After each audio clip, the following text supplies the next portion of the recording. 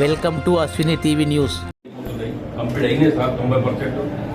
ఇంకా కొన్ని ఉన్నాయి, అవి కూడా తొందరలో మహిళలకు ఉచిత బస్సు ఆగస్టు 15తో కంప్లీట్ అవుతుంది.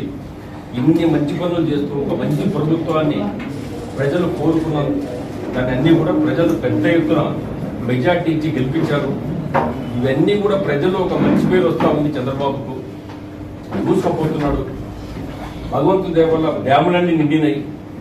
ఏదైతే పోలవరం కంప్లీట్ చేయాలని అది కానీ అమరావతి కూడా కంప్లీట్ అయ్యే పరిస్థితి కానుస్తూ ఉంది.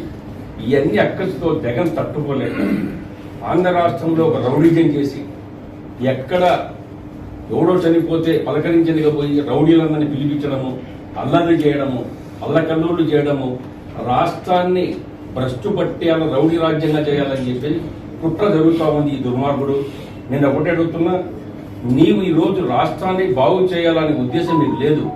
చంద్రబాబు దూసుకోబోతున్నాడు. ఇలా పరిశ్రమలు దండి వస్తున్నాయి, యువతకు ఉద్యోగాలు వస్తాయి. ఇవన్నీ అక్కస్తో కడుపు మంటతో ఈరోజు నీవు ఏదేదో మాట్లాడుతున్నావు. అసలు ప్రెస్ దగ్గరకు వస్తే దానికి అంతా నెగిటివే. నువ్వు మాట్లాడానికి చేత కాదు, నోరు రాదు నీకు. అసలు సబ్జెక్టే తెలియదు నీకు. సబ్జెక్ట్ తెలియనోడు చంద్రబాబు చూసి ఒక నెలరా ట్రైనింగ్ ఇస్తాడు మాటగా. నీకు సిగ్గులేదేమై ఒక ముఖ్యమంత్రి చేసి 5 ఏళ్లు ఎలా చేయాలా పరిపాలన విధానం నీకు తెలియకపోతే నేర్చుకో.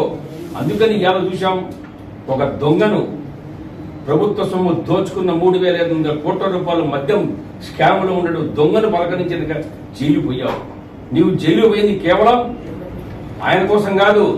ఒరే మిథున్ రెడ్డి, నా పేరు చెప్పొద్దురా నాయన, నా పేరు చెప్తాను నిజంగా తొందర జైలు చేస్తారా అని చెప్పి బయట ఆయనకు అడుక్కొని పోయిన అంతే తప్ప వేరేది కాదని తెలియజేస్తా ఉన్నారు. ఇవాళ చూసాం పేపర్లో, టీవీలో మూత మోగుతా ఉంది. తల్లి చెల్లెలకు ఆస్తి పంపకంలో కూడా పంపేదానికి ఇవాళ కోర్టులు వేస్తే గెలిచాడంట ఈయన. అంటే తల్లికి చెల్లెకు ఆస్తి పంపకం కూడా ఇచ్చినట్టు దుర్మార్గుడా. నీవు ఇవాళ ప్రజలకు పని చేస్తావా? తల్లికి చెల్లికి మోసం చేసినావయ్యా. కొంత తండ్రి లాంటి చిన్నాయన తప్పించావు, గొడ్డలతో నరికించావు. ఇటువంటి దుర్మార్గుడు ఈ రాష్ట్రంలో పుట్టడం శని అడుగుతున్నా. అందుకనే ప్రజలంతా గమనించాలి. ఒక మంచి ప్రభుత్వం ఇవాళ చంద్రబాబు నాయుడు గారు, లోకేష్ కానీ ఈరోజు విదేశాలంతా తిరిగి పెద్ద పెద్ద పరిశ్రమలు తెచ్చి ఇక్కడ ఏ ఒక్క ప్రజలకు ఇబ్బంది పడకుండా చదువుకున్న విద్యార్థులకు ఉద్యోగావకాశాలు కల్పించి వాళ్ళని మంచి బాటలు తీసుకుపోవాలని చెప్పేసి కష్టపడి పని చేస్తుంటే ఈరోజు నువ్వు తట్టుకోలేక నీ ఇష్టం వచ్చిన మాట్లాడడం మంచి పద్ధతి కాదు. మతి తప్పింది నీకు. తొందరగా చెప్పి ఈయన తీసుకుపోయి వైఎస్ఆర్ పార్టీ కూడా విజ్ఞప్తి చేస్తున్నా, మీ నాయకుడు బుద్ధి సన్నగిలింది, మైండ్ ఖరాబ్ అయిపోయింది, ఎర్రగడ్డ ఆసుపత్రులు తీసుకుపోయి తొందర పడేయడానికి నేను చెప్తున్నా. లేదు, ఎందుకంటే రేపు పొద్దున మిమ్మల్ని కూడా కొరికినా కొడుతాడు, ఇప్పించోడు కొరికినా కొడుతాడు, గ్యారంటీ మీ గొంతు కొడుతాడు. మరి ఇటువంటి దుర్మార్గుడు రాష్ట్రంలో ఒక పార్టీ నడిపిస్తున్నాడు.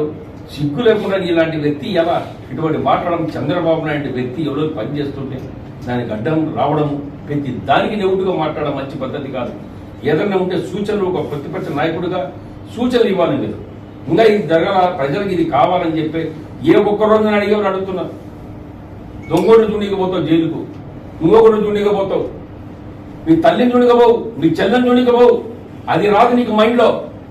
దుర్మార్గుడు ఇప్పటికైనా పద్ధతి మార్చుకొని రాష్ట్ర పరిపాలన విధానం చంద్రబాబు నాయుడు గారు బ్రహ్మాండంగా చేస్తున్నారు. ఆయన చూసి కనీసం 2% నేర్చుకో, నువ్వు బాగుపడతావు. 100% 2% చంద్రబాబు నాయుడు తెలుగులో 2% రా, నువ్వు బాగుపడతావు.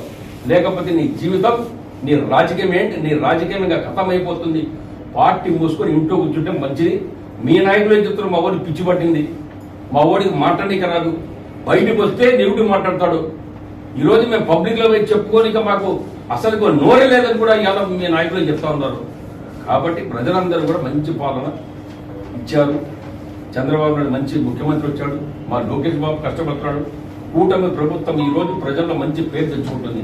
మా ఎమ్మెల్యేలు కానీ, ఇన్ఛార్జ్ కానీ, పార్టీ అధ్యక్షులు కానీ అందరు ఇలా కష్టపడి ఇళ్ళకి పోయి అడిగితే ప్రతి ఒక్కరు కూడా తలుచుకుంటున్నారు. చంద్రబాబు వచ్చి మాకు మంచి చేశాడు, మంచి పనులు చేశాడు అడుక్కుంటుంటే వాళ్లే ప్రాధాయపడుతున్నారయ్యా. మంచి పేరు తెచ్చాడు, రాష్ట్రంలో ఉన్న ప్రజలందరినీ ఆదుకుంటున్నాడని ప్రతి ఒక్కరు కూడా చాలా పొగుడుతున్నారు. ఇవన్నీ పాపం మంటబండి ఏదేదో మాట్లాడుతున్నారు. ఇప్పటికైనా బుద్ధి తెచ్చుకొని పరిపాలన మీద సూచనలు ఇవ్వాలని నేను కోరుతున్నాను.